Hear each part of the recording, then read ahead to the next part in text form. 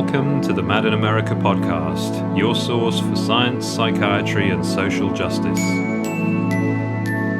Hello, this is James, and welcome to the Mad in America podcast. We have another special episode today which is dedicated to the latest updates in the ongoing complaint against the UK Royal College of Psychiatrists. So, by way of background, for those that may be new to this, on March the 9th this year, a group of 30 academics, psychiatrists and people with lived experience wrote to the UK Royal College of Psychiatrists to challenge public statements that senior members of the college had made about antidepressant withdrawal. In a letter to the Times newspaper, which followed media reporting of a large antidepressant meta-analysis published in The Lancet, the chair of the Royal College's Psychopharmacology Committee wrote the following. The statement that coming off antidepressants has disabling withdrawal effects in many patients, which often last for many years, is incorrect. We know that in the vast majority of our patients, any unpleasant symptoms experienced on discontinuing antidepressants have resolved within 2 weeks of stopping treatment. The complaint lodged following that letter both provided evidence that countered this 2-week claim and also requested that the Royal College provide the evidence upon which that statement was based. One of the signatories to the complaint, Professor Sami Timimi, took time out to explain a little more about the complaint and where we had got to in the process. Professor Timimi is a consultant child and adolescent psychiatrist and visiting professor of child psychiatry and mental health improvement at the University of Lincoln, UK. He writes from a critical psychiatry perspective on topics relating to mental health and childhood and has published over 100 articles, tens of chapters, and authored, co-authored or co-edited 10 books. Sami, thank you so much for making the time to chat today for the Mad in America podcast. To begin, I wanted to ask if we could talk a little about why you, along with other academics and psychiatrists, felt it important to challenge public statements about antidepressant withdrawal made by representatives of the Royal College. Well, I think it's really important that the statements that were made gave the impression that and this was following the publication of a study which was interpreted in a way that I don't think is justified, but even putting that aside, the way the article came across and the statements came across was that patients should be reassured that antidepressants are effective, are safe, and that you're unlikely to experience any withdrawal symptoms, and if you do, they're likely to be mild and disappear fairly quickly. So this is a statement that gives a false impression based on the current evidence that we have. So it gives false reassurance, which could lead to a lot of unnecessary harm.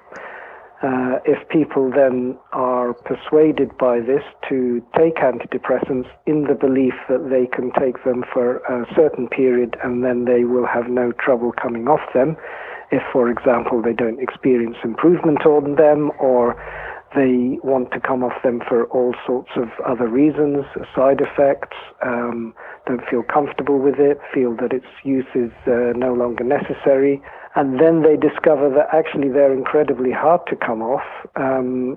This is how we can create a situation where people can end up taking these medications not because they are of any benefit to them, but because they find it so hard to come off them that they find themselves continuing to be prescribed. And I think we have a fair amount of literature to say that people who end up in that situation can often end up being prescribed higher doses, maybe having more medication added in, and so on, leading to a picture of increasing potential for harms that are coming from all the different side effects and interactions that come from being on these medications, which would have been unnecessary if they had been warned in the first place about these potential problems.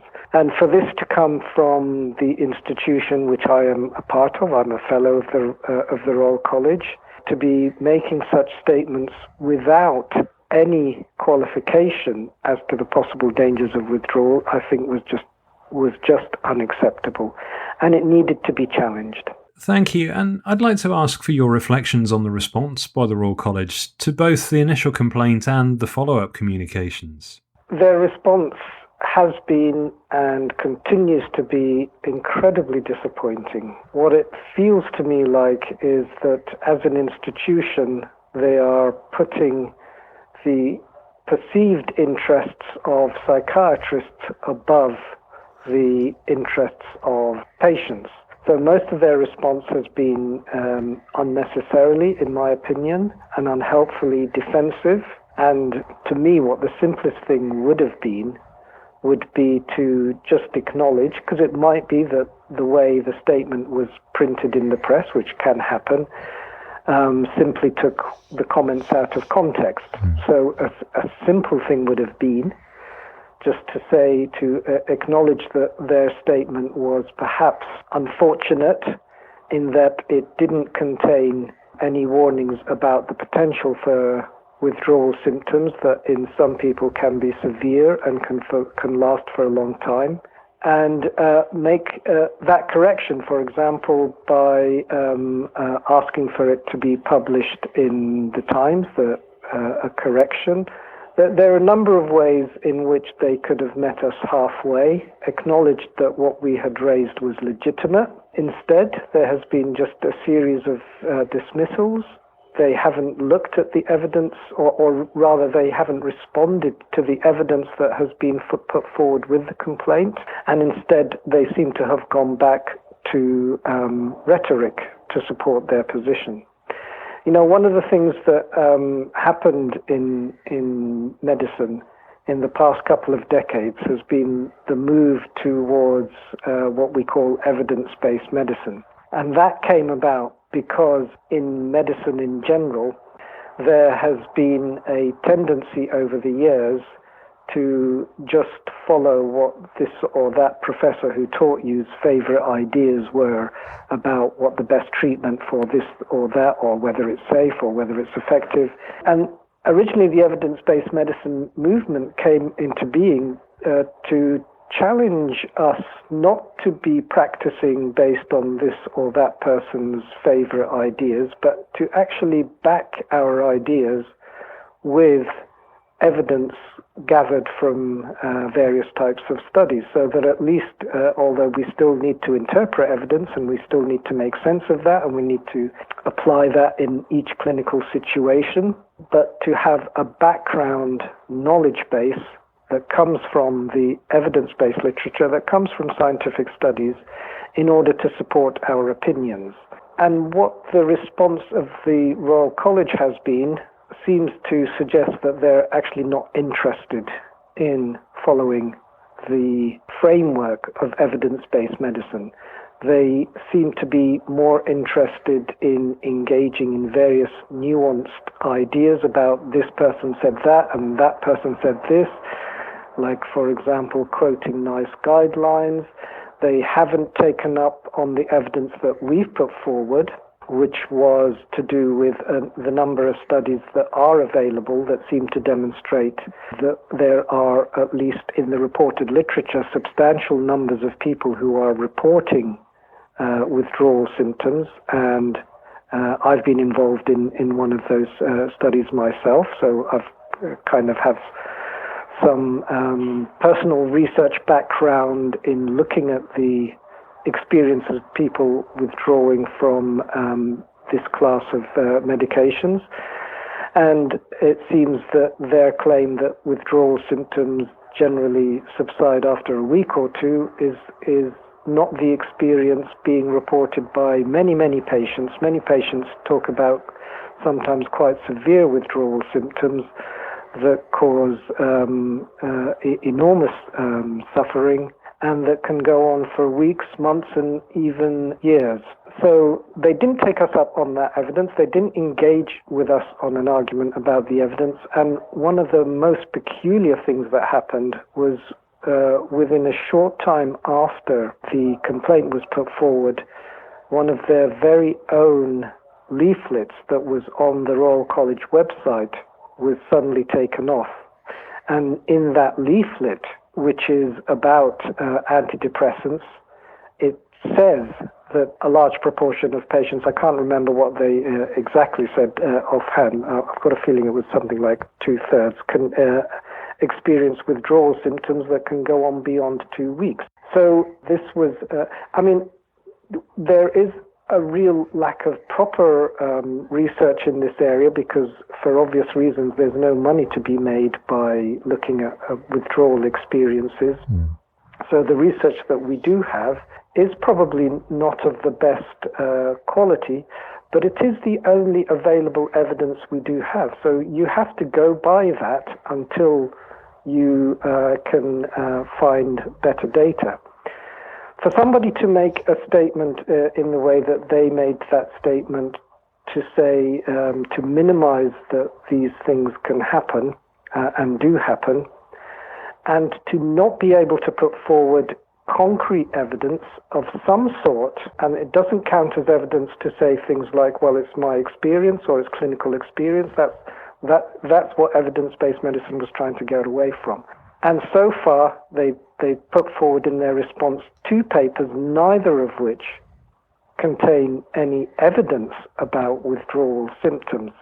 So far, they've put forward no evidence to back up that opinion, whereas we have put forward several papers, and indeed even their own study that was on their website until we made the complaint, when it was hastily withdrawn. And I'm sure nobody buys their excuse that, it was just due to be withdrawn anyway because it needed to be revised. Nobody buys that. I don't believe that it was a coincidence. The fact that they have not come back to us with any concrete evidence from research, from something to which to back that confidently made statement, and that they're continuing to back that statement was reasonable and justified, this is not how proper doctors behave. It's not how proper scientists behave. And I just think it brings the college into disrepute. Absolutely. And Sami, as you said, the college have been very reluctant to engage on the core issue, which is the evidence in support of that public statement. So given that reluctance, what are the options for the complaint moving forward? That's a kind of hard question to answer, because the thing that they've got on their side is power. And of course, when you're the person in power, you tend to have more authority in defining what counts as knowledge. So if somebody who is called the president of the Royal College of Psychiatrists says that antidepressants, you don't suffer withdrawal symptoms from taking antidepressants, and if you do, they're usually fairly mild and will disappear quite quickly. If somebody says that who is in that position, they will be taken on trust to be, if you like, putting forward an expert and knowledgeable position. And it's very hard then for other people to come along and challenge this. But of course, those who are in power can carry on selling half-truths or no truths for a long time, but they can't do it indefinitely.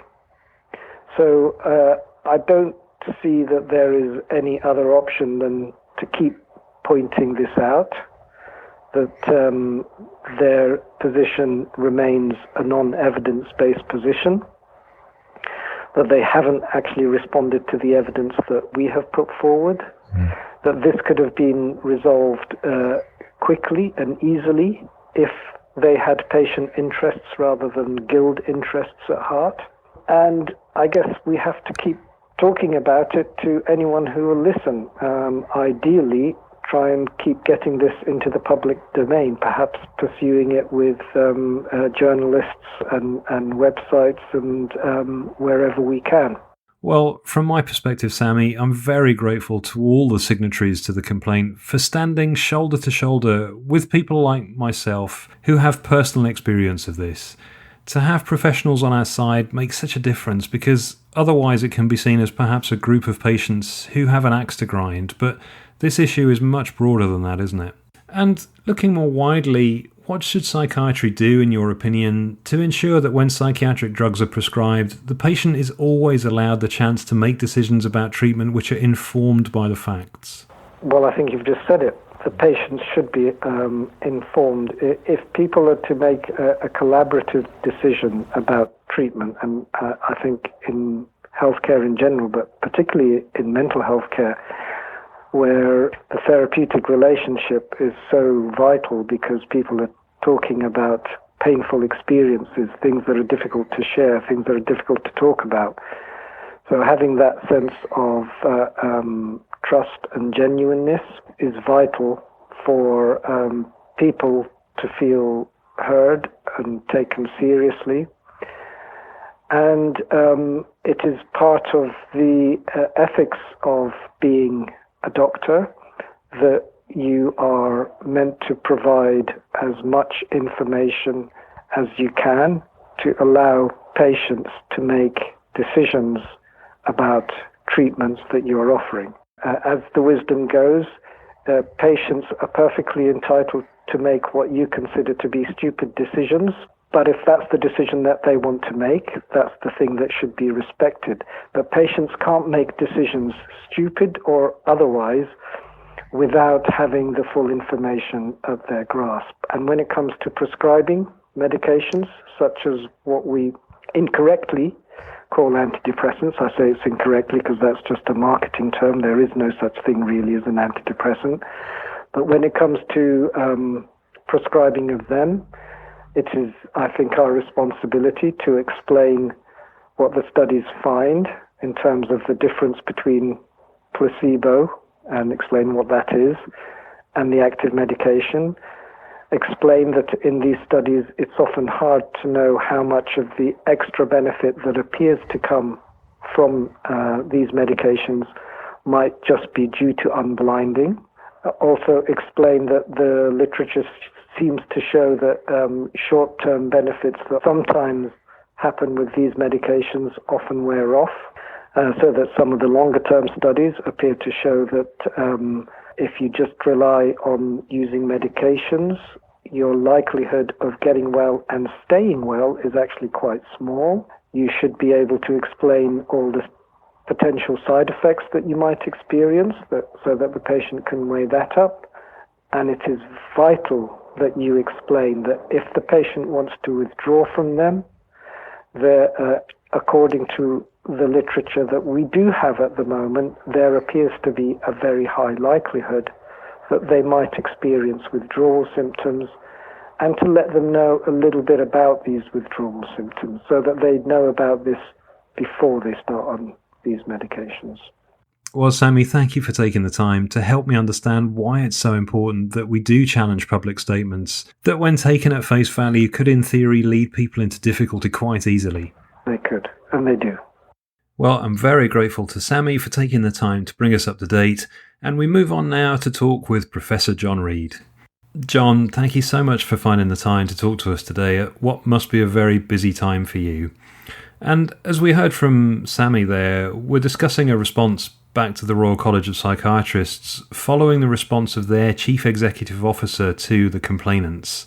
So perhaps you could talk a little bit about the response letter that we are now sending back to them. Indeed, yeah. Well, we were a bit surprised really to get a letter out of the blue from the Chief Executive Officer of the college after the college had ignored us for several weeks and even acknowledged our response to their dismissal of our complaint.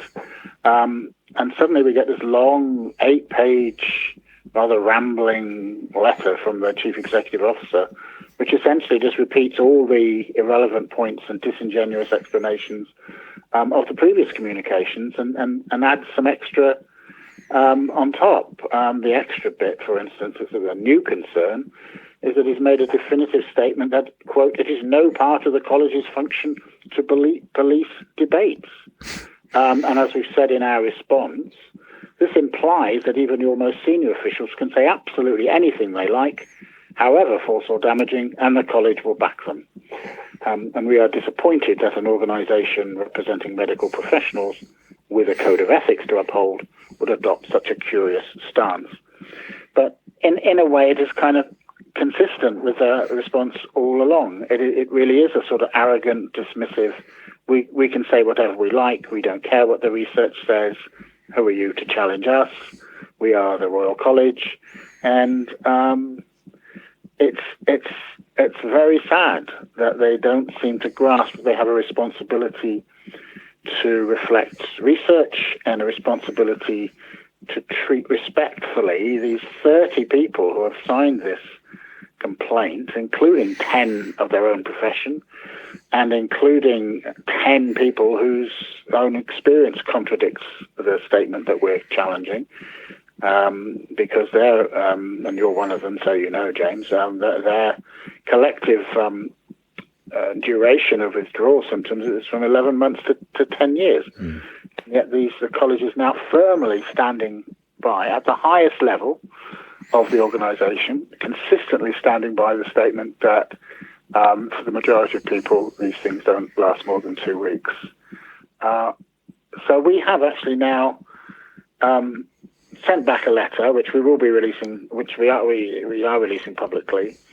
And I just want to read you the main part of it, if I may, James, and you're familiar with it because you've already signed it. But we've said, as a result of your letter, we are now certain in our conclusion that currently the Royal College of Psychiatrists, 1, prioritizes the interests of the college and the profession it represents over the well-being of patients, which a point that Dr. Timimi made rather well earlier in this podcast. 2, is fully committed to the minimization of the withdrawal effects of antidepressants, regardless of the research evidence. 3, does not value empirical research as the appropriate basis for making public statements and for resolving disputes, and has thereby positioned itself outside the domain of evidence-based medicine. Another point that Sami Timimi was making, this whole point about for decades now, most people have accepted that we have to have evidence-based medicine, but psychiatry all too often doesn't quite grasp that they are part of a sort of medical, scientific community. They're still acting as if individual people can, if they're powerful enough, can just say whatever they like and tell everybody to be quiet. Number 4, that the college has a complaints process which results in substantive, carefully documented complaints on serious matters of public safety, not even being investigated, but rather dismissed out of hand by one individual. And there we're making the point that it didn't even reach the second stage of their appeals, of their complaint procedure, where somebody actually investigates it. It was just thrown out at the first hurdle by the registrar, and now supported by the chief executive officer. So it wasn't even deemed worthy of investigation when their senior officials make misleading and potentially dangerous statements in the media. 3 more points. Number 5, that the college has no interest in engaging in meaningful discussion with professional and patient groups who question their position on an issue. 6, is prepared to use blatantly disingenuous tactics, which we document later in the letter, to try to discredit reasonable complaints, and has thereby positioned itself outside the domain of ethical professional bodies. And finally, and this is sort of a background issue, but it does sort of play an ongoing role in how we have come to have such a rigidly simplistic biological explanation of human distress and leading to the overuse of medical solutions to human distress and the minimization of their damage, the damage that they do. The last point is that the college is unaware of or unconcerned about the distorting influence of the pharmaceutical industry. So those are the 7 points we've now made. We don't expect a response, or in fact, even we have said we would still like to talk if you're open to that. We've said that at every stage, starting with a complaint, that they haven't even been polite enough to respond to that. But we're still open to that if they should change their mind. We're still hoping that somebody in the organisation might stand up and realise that all they've got to do is, as Sami said, is retract the statement or explain it or correct it or whatever. It's a simple thing we're asking them to do. They can't do the other thing we've asked them to do, which is provide evidence, because there isn't any. We know that. But they can do something about the statement. Where it's at, it's a bit of a sad state of affairs, but there we are. It is, and what troubled me most about that response is the seeming weakness of the procedures to challenge the college, and that if a group of academics and psychiatrists standing together can't challenge the college, then what hope does a single person have if something goes wrong for them? Well, yes, indeed. I would say none whatsoever.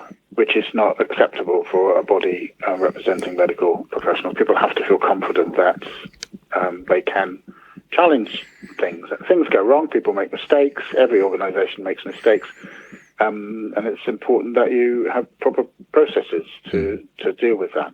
But as you say, 30 people, including 10 psychiatrists, 8 professors, etc., and they just get treated with absolute disdain.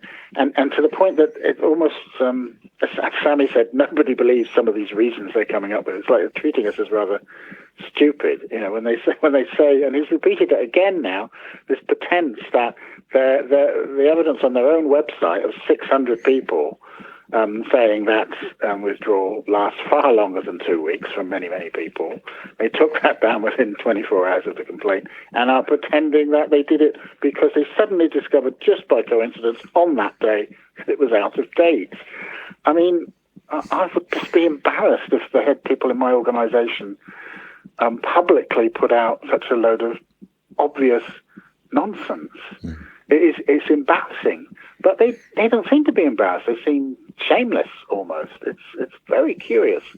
But we have stressed the word currently in our statement, that the college currently is doing all of these things, because we have to be hopeful that there are people within there who can try and return the college to something resembling professional ethics and scientific standards. Because I would imagine most members, I think, will be equally embarrassed. And it's a matter of whether they're going to do anything about their current leadership, I think. Thanks, John. And so what options are left on the table? What next steps can the group of 30 now take? Well, as I say, we're still hoping that at this late stage the college will do the honourable and professional thing. If not, then it gets interesting, because who are the college actually accountable to? We've been grappling with that in terms of next steps.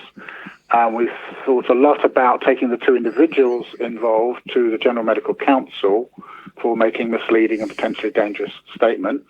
That's one possibility that we were seriously considering at the beginning, and it's still on the table for us, but it has become more of a systemic issue. It's become more of an organisation, an issue about the professional practices of the college. So that suggests we might have to go down the route of the Charity Commission. We're still discussing those options. We could do both, of course. So we're going to wait a little while, see if there's any sort of response before making final decisions on those. And John, for people listening to this, if they wanted to help raise awareness and get behind the issues that we're raising with the college, how can they do that? Presumably by sharing this interview and the letter on social media. How can people get involved? Yes, indeed, sharing the letter, sharing this podcast, writing to MPs. It's got to be a collective effort. I think change is more likely to come from bottom up, although I'm hopeful that it might come from bottom up within the organisation, from its membership. But I think the public, especially those that are concerned about this issue, which of course is many, many people, because we know that 1 in 10, 1 in 9 people are now on antidepressants, which means most of us are either on antidepressants or have someone very close to us who are. So this is actually a matter of for everybody. So the more people can get involved and put a small amount of pressure wherever they think they can, and not let this issue go away, and not let professional organisations act in this unprofessional way, I think together we are in a position where we can make a change. Well, thank you again, John, to you and the other signatories for sticking with it, because it feels like the Royal College would rather this all just disappeared, but I don't think this issue should be let go of. Thanks, James. I think they can make it go away pretty quickly if they just do a couple of rather simple things, which we keep pointing out to them. Maybe they will. Maybe they'll see the light. We have to be hopeful, I think. Nice to talk to you again. Thanks so much for your time, John. I'm very grateful to both Sami and John for bringing us up to date, and if you'd like to know more and to read the latest letter in reply to the Royal College, you can find links on the post that accompanies this interview on madinamerica.com. And if you'd like to support ongoing efforts to raise awareness of the issues we discussed, then please share this interview and share the publicly available information as widely as you can to your friends, family, on social media channels, and especially to any media contacts. So thanks for listening, and until next time, take care. Thank you for listening to the Mad in America podcast. Visit madinamerica.com for more news, views and updates.